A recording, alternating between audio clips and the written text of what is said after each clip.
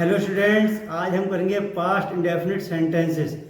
Past indefinite के तीनों part करेंगे। जैसे सेंटेंस के तीन पार्ट होते हैं, अफर्मेटिव, नेगेटिव और इंट्रोगेटिव। तो ठीक है, करते हैं पास्ट इंडेफिनिट के टेंस। इस टेंस की पहचान क्या होगी, पहले पहचान देखते हैं।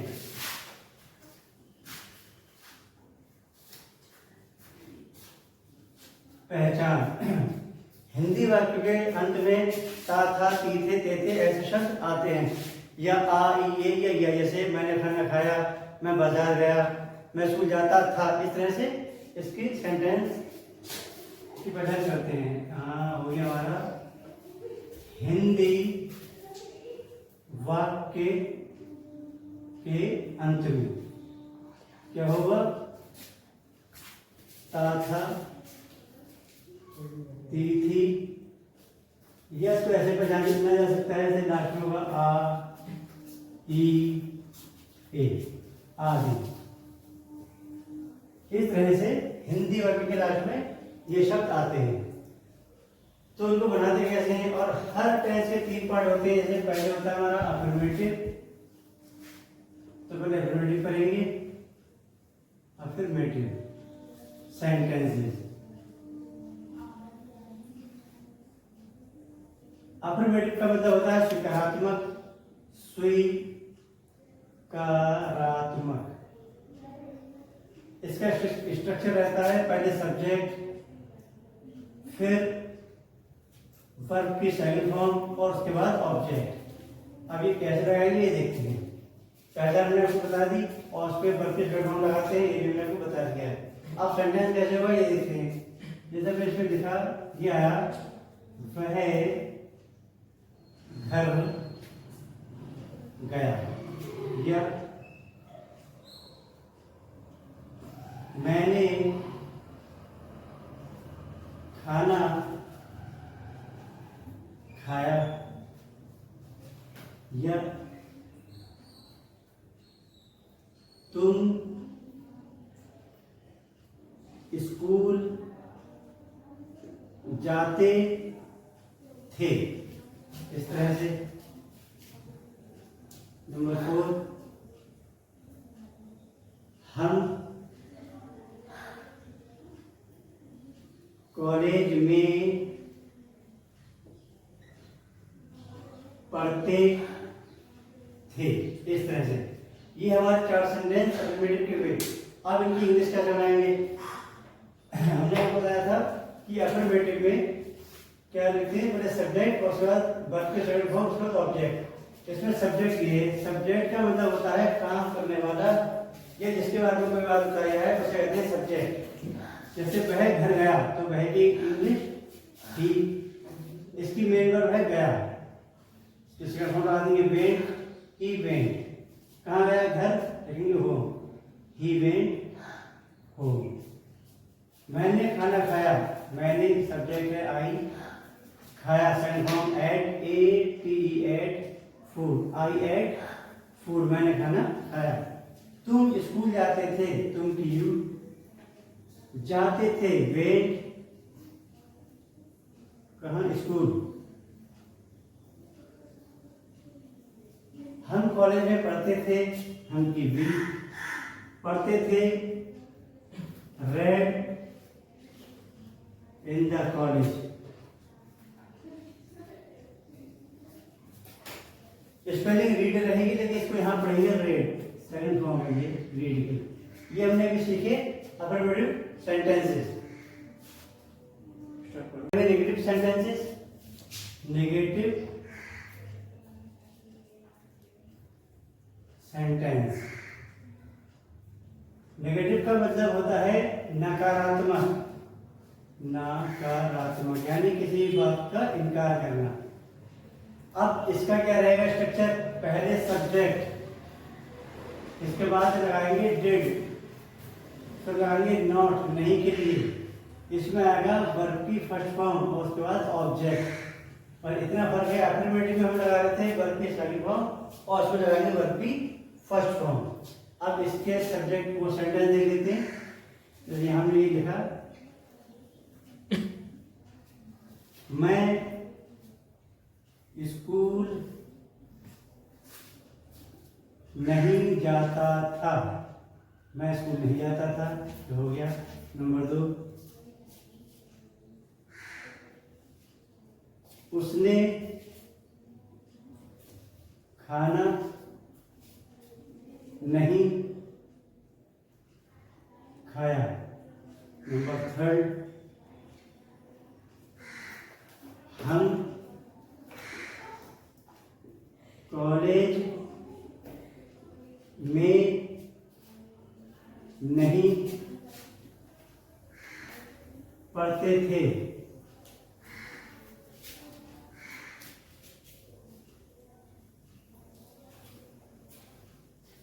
तुमने उसे नहीं बुलाया। तो इसमें हमारे जितने भी वाक्य हैं हिंदी वाले, इन सब में नहीं शब्द आया है, इसीलिए ये वाले सेंटेंस जो है नेगेटिव सेंटेंस कहलाते हैं। तो इस नहीं के लिए लगाएंगे नॉट, और नहीं के सेंटेंस में आएगा डिड। ठीक है, और ये डिड जो है टू के सेकंड फॉर्म है, इसलिए मेन वर्ब है, उसके आगे हम फर्स्ट फॉर्म। आज के सेंटेंस कैसे बनाएंगे ये देखते हैं। जैसे इसमें लिखा है मैं स्कूल नहीं आता था, तो पहले मैं, ये सब्जेक्ट है मैं, तो मैं की इंग्लिश आ जाएगी आई। फिर पहले डिड नॉट लगा दीजिए, did not, I did not. अब जाने को कहेंगे go, I did not go to school. Go ये है वर्ब की फर्स्ट फॉर्म। उसने खाना नहीं खाया, उसने की ही लगा दो। अब जैसे यहाँ भी ये पता नहीं है उसमें कौन है, लड़का है या लड़की है, तो चाहे ही लगा दीजिए और चाहे लगा दीजिए आप शी, दोनों से कोई भी लगा सकते हैं। इसके बाद लगाएंगे डिड नॉट, और फिर मेन वर्ब की फर्स्ट फॉर्म। मेन वर्ब क्या है? खाया, ईट। क्या खाया? भोजन यानी खाना, फूड। ही या she did not eat food. अगला क्वेश्चन हमारा, हम कॉलेज में नहीं पढ़ते थे। हम की इंग्लिश हो जाएगी बी, ये है हमारा सब्जेक्ट। इसके बाद लगाएंगे डिड नॉट। आप पढ़ते थे, ये हमारी मेन वर्ब है, यानी मुख्य क्रिया, तो पढ़ने की इंग्लिश हो गई रीड। और कहाँ नहीं पढ़ते थे? कॉलेज में, तो मे in the college, in the college, in the college. We did not read in the college. Next question, तुमने उसे नहीं बुलाया। तुमने की यू,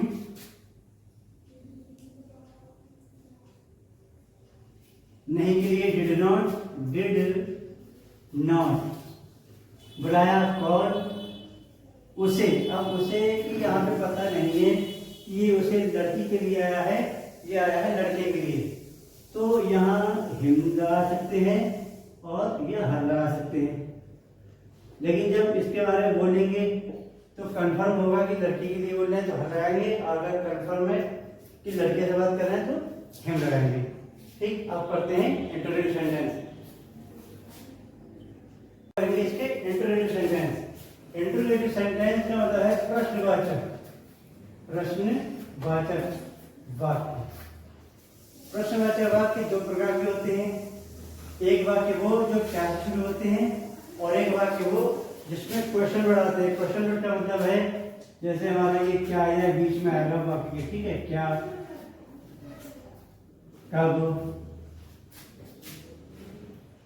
क्यों, कैसे और कहाँ। इस तरह से कौन भी एक शब्द होता है, कौन, क्या, कब, कौन।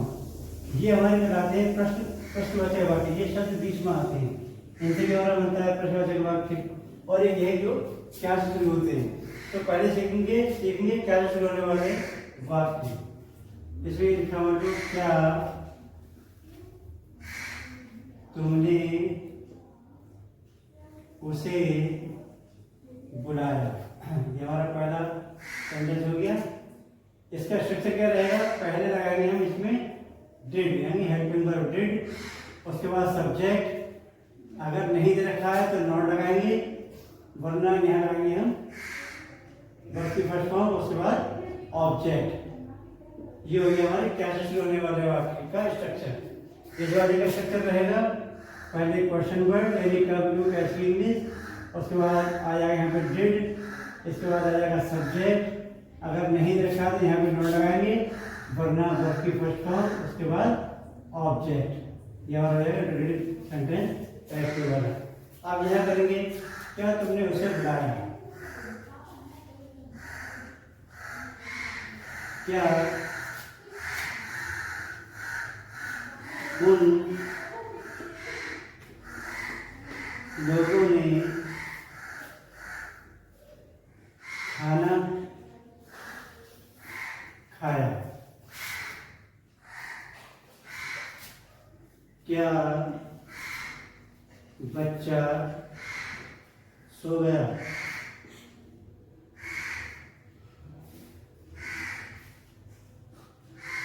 तो फिर इसको बनाते हैं क्या तुमने उसे बुलाया। इसको क्या से स्टार्ट है, क्या की इंग्लिश नहीं आएगी, लगाएंगे डिड पहले, ठीक है।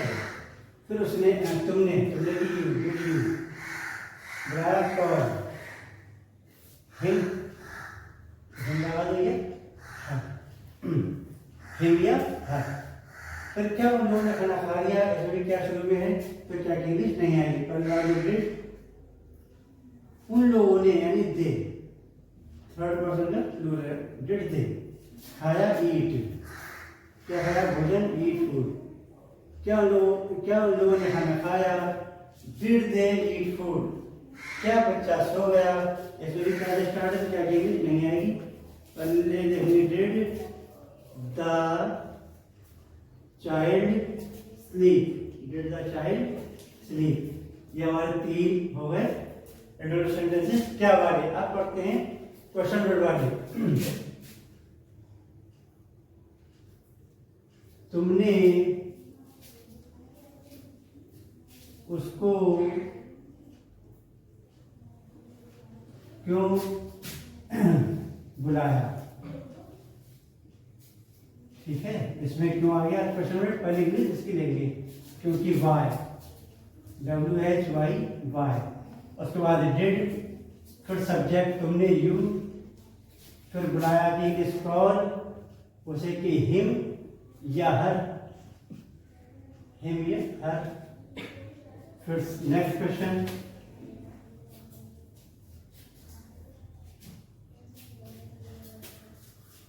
वह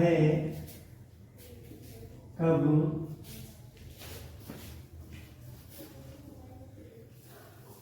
दिल्ली से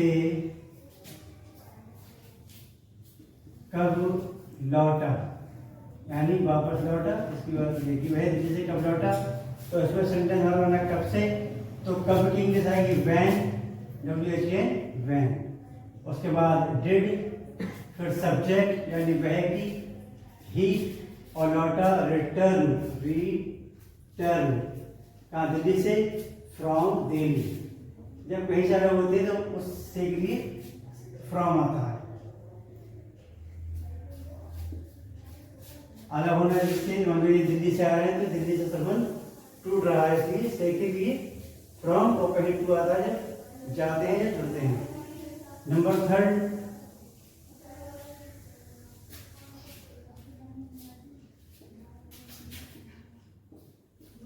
आदिल